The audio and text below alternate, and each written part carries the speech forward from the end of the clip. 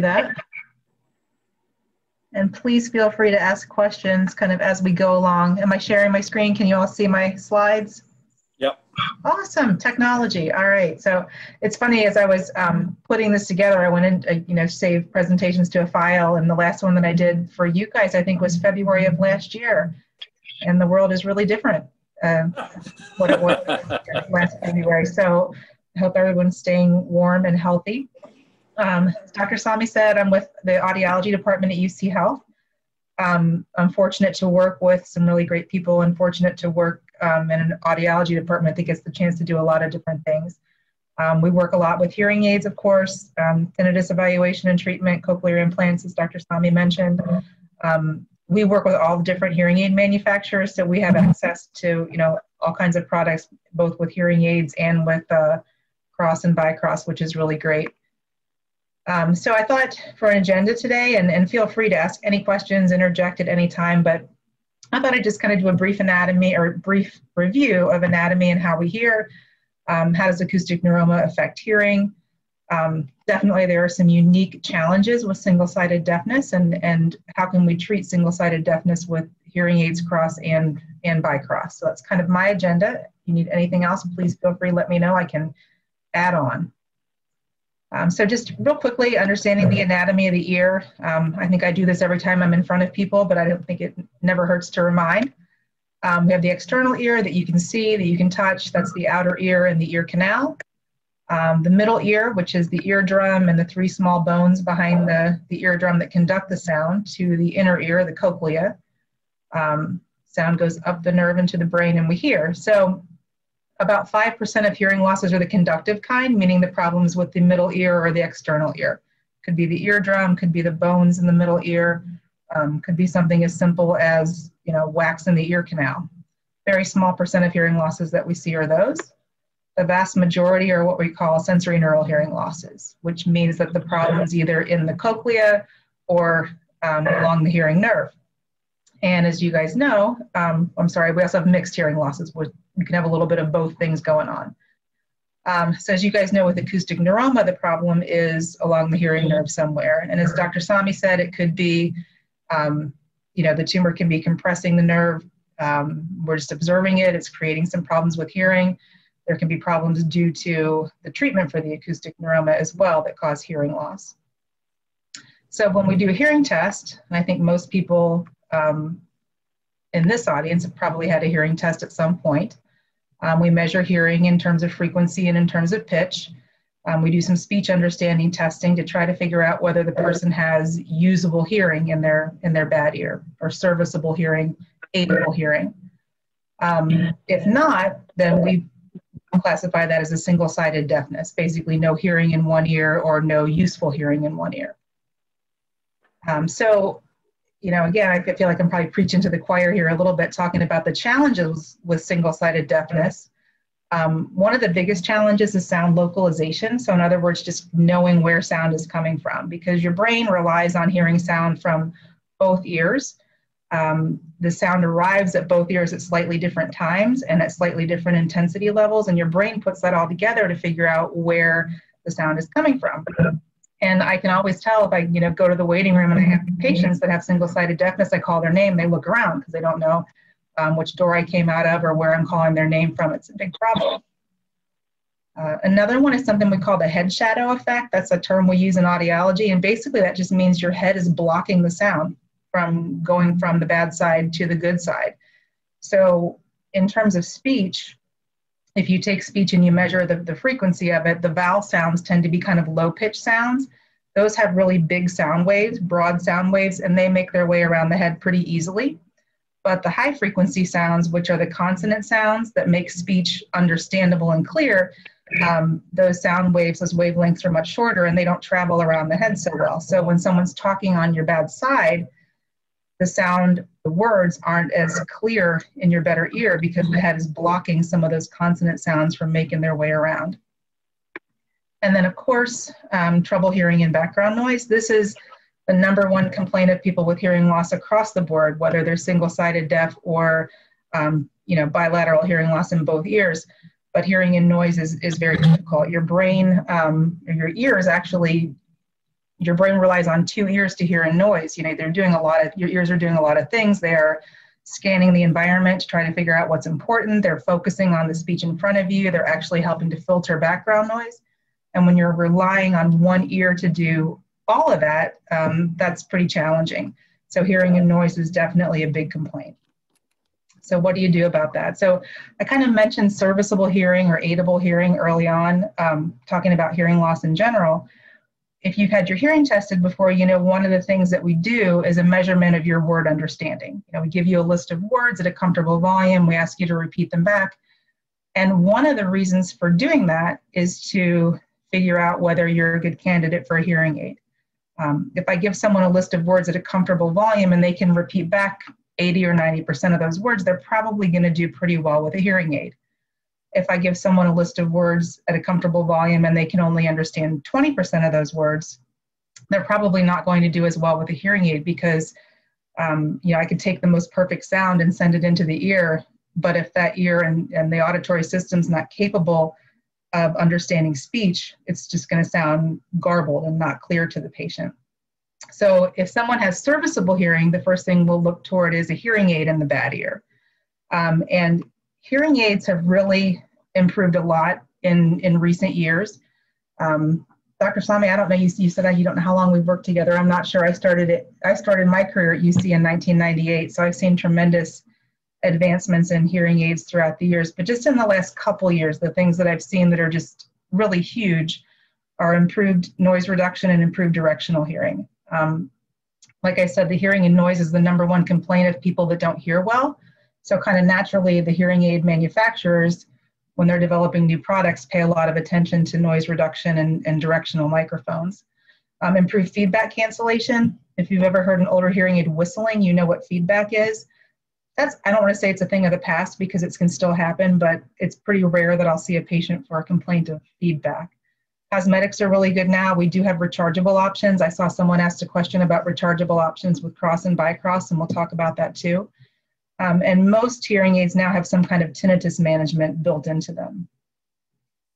And then the other class of things, the other things that have really changed with hearing aids over the years is wireless connectivity, wireless communication. And that means a couple different things. One thing it means is that the hearing aids can talk to each other. So for example, a very simple example, if I turn up the volume on my right hearing aid, it talks to my left hearing aid and it turns up the volume over there as well. Or if I push a button over here to change the program, it changes the program on this hearing aid. So there's some communication between the two ears. Some hearing aids have like what's called duo phone or twin phone. I answer the phone, I hold it up to my right ear, and it sends the signal over to my left ear. So I'm actually getting that phone call in both ears. Binaural sound processing, meaning that the two hearing aids are working together to identify the loudest speech sources over this way. I'm going to focus this way, for example, and just generally synchronizing the features of the hearing aid, the noise reduction for better sound processing and better hearing and noise. So the two hearing aids are talking to each other. That's one thing that wireless communication means. The other thing it means is that the hearing aids can talk to other things in the environment. For example, a cell phone. Every hearing aid company now makes a made for iPhone hearing aid. So you can pair the hearing aids to the iPhone or in some cases an Android phone. The sound streams wirelessly directly into the hearing aids. So if someone's listening to a call, a podcast, music, whatever it is, we can stream that sound directly in. You can also use your cell phone to adjust the hearing aid. You put an app on your phone. Now you have control over volume and program and bass and treble and all kinds of things in your hearing aid without having to reach up and do anything ear level.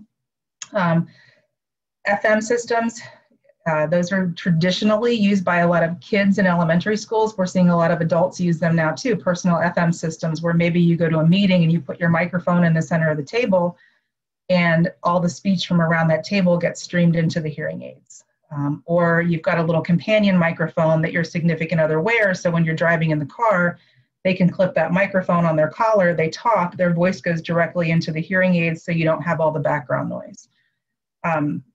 Putting a box on your TV that streams sound wirelessly to the hearing aids. So all of that wireless technology has really grown by leaps and bounds in the last couple of years.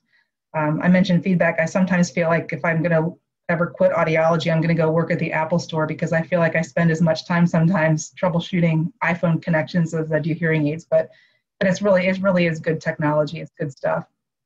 So if you have serviceable hearing, again, that's where we start with hearing aid. But for people that are truly single-sided deaf, who don't have any hearing at all in one ear, or whose hearing is so bad in that ear that it's not aidable, we look to cross and bicross. And if you're not familiar with those, cross and bicross are the same physical thing. So it looks like you're wearing two hearing aids, but on your bad ear, you're wearing a transmitter that is sending a signal over to the good ear, where you're wearing a hearing aid that contains a receiver. So in a true cross situation, you have completely normal hearing in one ear and no hearing in the other. So you're just sending sound from bad side to good side. In a bicross, all that means is that you also have hearing loss in your better ear. So the piece that's the hearing aid is not only receiving the sound, but it's also amplifying. So cross and bicross, if I handed them to you, they would look exactly the same. It just depends on your hearing situation as to how we set it up. And looking back a little bit, the progression of cross over the years in the 50s and 60s is when the technology first started, with eyeglass hearing aids with the bone conductors in the temples to cross over sound. When I started my career, the one in the middle, the wired cross, where actually the person would wear the two devices and there was a physical wire that would hang behind the neck, and you'd actually plug it into ports on both sides of the devices, and then sound would be transmitted that way. And then when wireless crosses came out, they were rather big and unattractive, but a big deal, because the person didn't have to have that wire anymore. Battery life was not so great. And again, they were pretty big and clunky, but we're getting away from the wire and improving. And the cool thing, I talked a lot about wireless technology and hearing aids. Prior to a few years ago, there was really one company that made cross and bicross, because it's a pretty small part of the hearing aid market overall. And it wasn't really, cost efficient for a hearing aid company to put a lot of effort into developing these things to fit a small number of people. But when wireless technology became so prevalent in hearing aids, it wasn't so much a stretch to do that anymore. So now, of probably the 7 different big hearing aid companies, 6 of them offer a really good cross and bicross. It was a natural progression from their wireless technology into cross and bicross. And today we do have some really nice technology. Someone asked specifically about rechargeable. That was a huge deal, because the battery life on cross and bicross is pretty bad, because you're constantly streaming all day from one side to the other.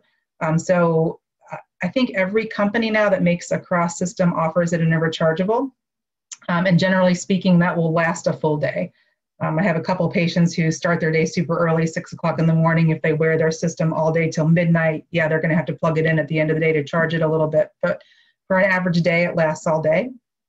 We've got some really tiny cross devices now. Down in the bottom right-hand corner, you see the Signia or Siemens Silk devices, which are deep canal fit cross devices. Up at the top, you've got a couple of rechargeables. We've got custom in-the-ear devices as well. So just a lot of different offerings. It's really nice to have seen all the companies kind of embrace it, because we have so much more that we can offer our patients now. So a lot of the things that we're seeing in hearing aid technology now, we're seeing in cross. So prior to the ear-to-ear wireless and hearing aids, we didn't have any kind of a cross system with directional capabilities. So now we're able to fit patients. They'll hear a little better in background noise because the hearing aids can kind of focus. Of course, the rechargeability, wireless streaming to your better ear. So remember, I talked about iPhone and Android compatible hearing aids. So now a patient can take advantage of that and use the Bluetooth features in the better ear. There's even one company now where you can actually use your streaming in one ear and still get crossover hearing from the other side at the same time, which is really cool. If you're sitting, in an office, sitting in my waiting room, for example, listening to a podcast, and I come out and call you, you can still hear me, because you're getting the streaming from the transmitter, but also from your phone. And then, of course, the advanced feedback cancellation and noise reduction will help hearing on the good side. So it's a really good hearing aid if you need that on the good ear. There's been a lot of research studies done over the years with cross and bicross. Not a ton lately that I've come across.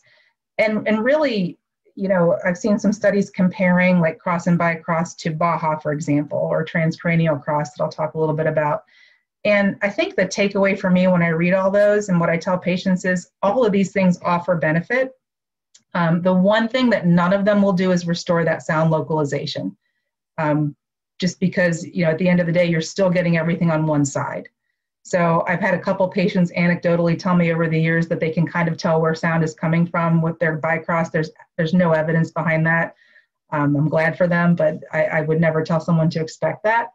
But definitely as far as reducing that head shadow effect and hearing from the other side, you know, all of the solutions for single-sided deafness, be it BAHA, bicross, cross, help with that.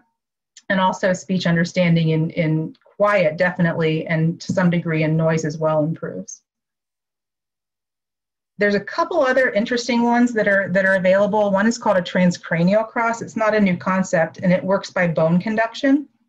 It's non-surgical, so you basically take the poor ear and you fit a very deep canal, very powerful hearing aid that touches the bony portion of the ear canal. And because it's touching the bony portion of the ear canal, it transmits the sound over to the good ear through bone conduction. And there's a newer setup now called an amp cross, which I just very recently learned about myself. I haven't tried it yet. I'm looking forward to it. That actually utilizes the duophone feature in hearing aids. Amp cross is for those people who really have hearing in their bad ear, but they can't understand anything. So for example, you know, I'm working with a patient right now. His hearing thresholds are in the moderate range, 50 or 60 decibels. He really wants to hear sound from that side, but a hearing aid in and of itself doesn't do a whole lot for him because his word understanding is about 30%. So I think we're going to try this. It works with the duophone feature of the hearing aid. So it actually will amplify sound in the bad ear, but transmit through the phone feature to the hearing aid in the other ear. So fingers crossed that works. And again, it's pretty new. It's not a specific device called an amp cross. It's just a way of fitting hearing aids that have that binaural phone feature. So I'm kind of excited to try that out. So talked a little bit in the beginning about the unique challenges to single-sided deafness in terms of hearing. I always like to remind people not to ignore the social and emotional aspects of it as well. Someone did a study pretty recently and looked at the specific single-sided deafness. You know, we know with hearing loss in general, the impacts of untreated hearing loss are pretty well documented, but in terms of single-sided deafness specifically, folks can tend to limit activities, withdraw from situations where listening may be difficult. I don't want to go to that party, I'm not going to hear well. A lot of worry and anxiety about the hearing in the better ear, you know, just concern, gosh, what if my hearing goes on that good side? Embarrassment related to social stigma attached to hearing loss and even hearing aids, and reduced confidence and belief in their ability to participate in activities. And what I tell people in terms of expectations with a cross, definitely reduce listening effort. As you go through your day, you don't always have to say, make sure you're sitting on my good side. I have to worry about where I'm going to sit at this meeting. Better speech awareness, definitely. Better speech understanding because that head shadow effect is reduced.